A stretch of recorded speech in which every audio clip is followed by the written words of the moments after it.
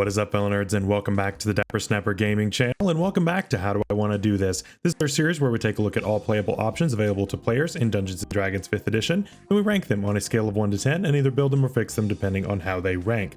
Now today we're finishing up our talks on the Monster Slayer Ranger, and while it didn't get the best rating when we ranked it back on Tuesday, it does have some room for improvement that we can expand upon today. So make sure to stick around to see what it is that I would fix for this. But before we do that, make sure to leave a like on the video and subscribe if you haven't already. As you can see, most people who watch the channel are not subscribed, so please don't be one of those people. Help us to reach our goal of, well, it was 4,000, I guess. But let's shoot for 3,600 now. We just reached 3,500. Let's see if we can reach 36 by the end of this year. It's doable for sure, and we'll set a new goal for next year. So thank you all so much for your support. Make sure that you share the video with your friends, and of course click the bell so you're notified when new videos are uploaded. Another great way to support my channel is to become a member. Down below there is that join button, and for just $2 a month you can become a snapper, right? You can become a bronze snapper, and with that you're going to get the main draw of what being a member is,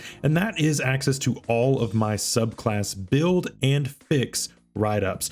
I of course have a huge library at this point, and it's just getting bigger every week, and so we're having a lot of fun, and that way you have something to follow along with these fixes. You also have something to take to your table if there's a particular build that you're wanting to go on, whether it's a variety build, a subclass build, whatever it is, it's all there. So make sure to check that out as well. If you would like to support me even more, the silver tier of course is amazing. Silver Snapper, it just rolls off the tongue, right?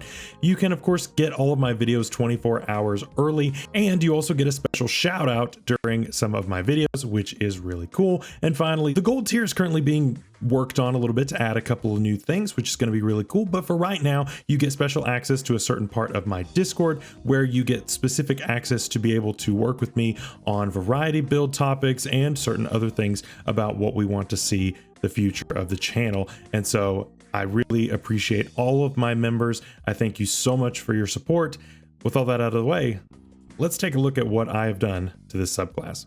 So as always with my fixed builds, there's really not going to be much editing. There's not going to be any graphics on the screen. It's more of just kind of a podcast kind of thing. And then of course, if you want something to follow along with, then that will be available by becoming a member. So starting off at level 3, we got 3 features originally, and we're going to get 3 features again here. However, they've all been changed. So we had our spell list before, and like I said, the spell list, it's good to have one, but it was rough. It was really, really rough. And so what I've done is I have swapped out the first level spell for Bane. Bane is going to be an amazing debuff option, especially when it means we are going to be trying to knock out the enemy, whatever that trophy happens to be, right? The biggest issue that we had with the original subclass is that it really could only focus on one creature. Bane doesn't have that problem, which is really, really nice. I also gave us Hunter's Mark for free. Again, that's just me. I did that for the Hunter. I think it needs to be here as well. I think all Rangers should just have Hunter's Mark ready to go no matter what. So I did that for this one here as well. And then we've tied a feature to it a little bit later. At 5th level, there wasn't a ton that I really liked, but Enthrall made sense to me in that if the target is trying to run away or trying to get away from you, or you just want to be the one that bags that kill, Enthrall is the spell for you. And so it makes it focus solely on you, which is really, really good for the theming. Next, Slow. Slow, again, it's a great way to secure that kill. The enemy that you are facing maybe becomes less of a threat because maybe it's making less attacks. It's easier to take down. I think that that's a really, really great spell. And then I did not change the 4th and 5th level spells. Banishment and Hold Monster I thought were sufficient, so we just left those alone. Next up at 3rd level, we get Hunter's Sense, and this is similar, but it's been changed, right? I talked about how I didn't think that this feature was really all that great, and I still stand by that. However, what makes it even worse is that it's tied to an action, and that just makes it terrible, right? I don't want to use my entire action to learn something that my DM may have already told me, right? So what I have done is whenever you hit a creature with an attack that is being affected by either Hunter's Mark or Favored Foe, which I tied in with that as well because some people use that. I don't know. I hate that feature, but whatever, to each their own. You can choose to learn any of those things that you learned before: immunities, resistances, or vulnerabilities. Same thing, if it's hidden from divination magic, then you don't sense anything. And then of course you can use it a number of times per day equal to your wisdom modifier. Making it part of an attack makes a lot more sense to me because now it's free. And something like this does not need to take up a valuable resource of our action, because when you hit the creature with that attack anyway, if it is resistant to bludgeoning, piercing, slashing, then your DM probably is going to tell you. Now, of course, not all tables are going to be like that, but I would say that the vast majority of them are, and would say, you know, you hit something with it and it's like, that didn't do as much damage as you thought, right? So you're going to learn anyway, so you might as well pick up other information too while you're at it, if there is any. And besides, most monster creature stat blocks don't have resistances and immunities and stuff unless it's something like an elemental with fire or a dragon and its respective type, right? Like stuff that's pretty easy to predict, right? A lot of times it's not that surprising when you see it, but there are exceptions and it helps new players. So ultimately I think it's worth having on here just for those tables who don't do this, but I still don't love the feature, but either way, it's improved. Next up, Slayer's Prey, which has been reworked as well. So basically our issue before was it was choose one target and that's it. And you have to use a second bonus action to set it up and all this other stuff, right? So here is how I have chosen to rework this. Immediately after you hit a creature that is within 60 feet of you with an attack that you can see, you can choose that creature's type, right? So whatever type that creature that you just hit is, you can lock into that type. So let's say you hit a dragon with your arrow, right? So now you've chosen dragon as your type, and now you get that same effect as before with the extra d6 once per turn on any creature that is of that type.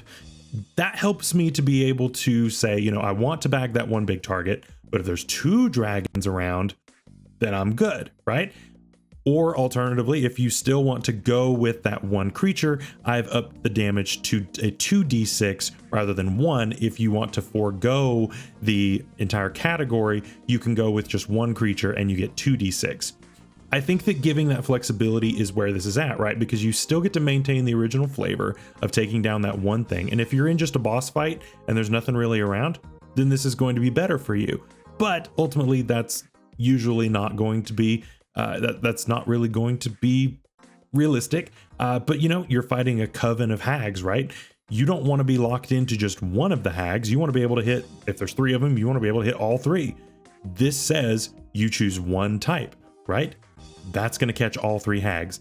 That's where I think that this really comes into play and can be really helpful. And I just think that this is better. I think this is a lot better. Is it still limited? Sure. But I think that it's still going to be really good, at least a lot better than what it was before. I have limited it to 1 hour, but it's wisdom modifier times per rest. So you can short rest and get all these back. It's something that you're pretty much always going to have on hand. So I don't think that it's going to be an issue as far as running out of them. Level 7, probably the biggest change, is going to be where supernatural defense comes into play. I kept the name, but the feature is completely different. With this, we basically have taken Gnome Cunning and inserted it here and kind of combined it with Danger Sense as well from the Barbarian. So basically you have advantage on all intelligence, wisdom, and charisma saves against magical effects that you can see. And to gain this benefit, you cannot be blinded, deafened, or incapacitated. This is something you could have gotten by choosing the gnome race. So to me, it can't be too OP in that way. But it really fits in the theme, right? Because before it was, if somebody forces you to make a saving throw, then you get a D6. I'd rather have advantage. I'd rather have advantage, because advantage is going to give you an on average, like a +5 roughly mathematically, whereas a D6 is going to give you roughly 3.5. So it ultimately is an improvement and has a lot more of it has a lot more explosive potential, because you roll a 4 on the initial one and then roll a 15. That makes a huge difference. And so that's really good. You know, intelligence saves aren't going to come up hardly ever. Wisdom saves will come up a lot, and then charisma saves will come up a decent amount, right?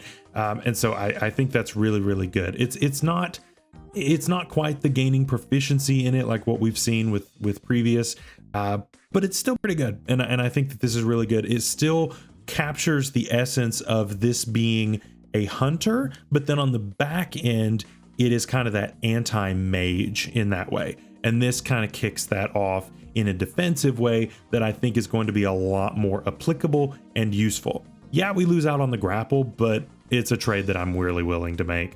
Then for levels 11 and 15, I really thought that the features were okay as they were, and so I left those alone. This wasn't one of my more in-depth changes. If you want to see an in-depth change, that would be the 4 Elements monk, where we gutted the whole thing and completely redid it.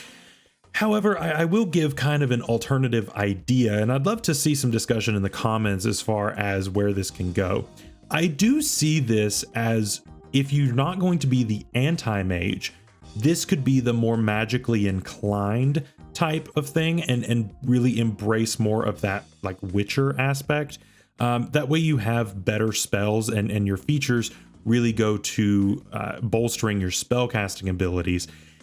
It's just really hard on a half caster to really put that into effect to where it makes a big difference, just because you have so few and so low of spell slots.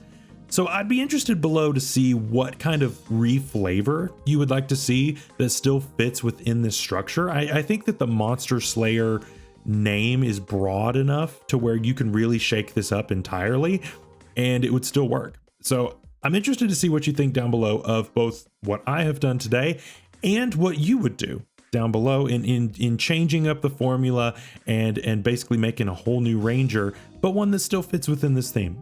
I'd love to see that. Of course, I read all of those comments, and it's going to be a lot of fun there. So that's really all I have for you today. One of the shorter ones, but like I said, it still is something that needed some TLC. And I think that really just opening up those 3rd level features are really what makes the biggest difference. When you lock everything into just one creature, then you're kind of screwed, right? And so, you know, when we get to that Slayer's counter at level 15, it's tied into something that's with Slayer's Prey, right? But Slayer's Prey is no longer locked into one creature. It's any creature of that type, as long as we've already hit it with that attack.